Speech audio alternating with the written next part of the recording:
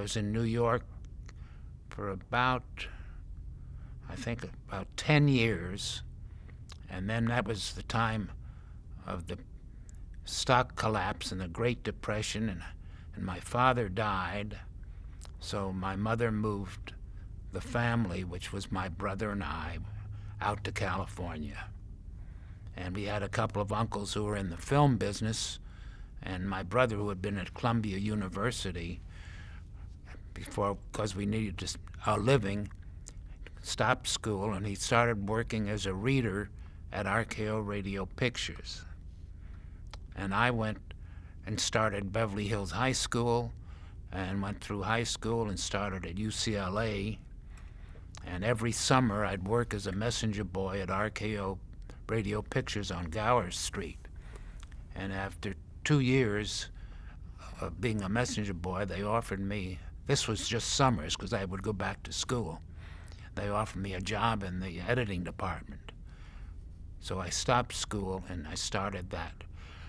In those days, the editing department meant just one big room, and we were splicing films. As the features came in, we would check them and carry them up 3 flights of stairs to the executive rooms for screenings. Then in the morning, we'd take them down.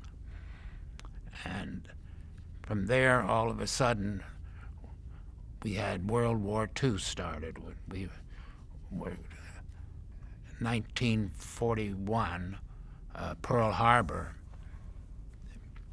and the draft was put in effect, at which time I had had 2 years at UCLA, so I was,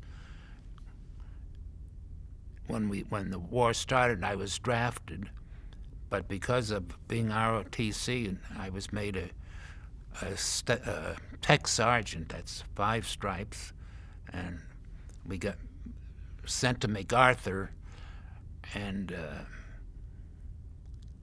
we waited about 3-4 days. We were given the weekend off, and then came back to MacArthur. We were put on a train, a slow freight train to Fort Monmouth, New Jersey, which was the very beginning of what they called the Training Film Production Lab.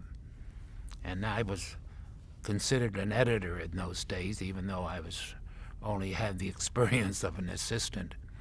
And because we had so few people, I ended up at Fort Belvoir, and that's the engineers school, writing scripts because we had they needed the film shot, and so we did just about everything between writing and cutting the shows.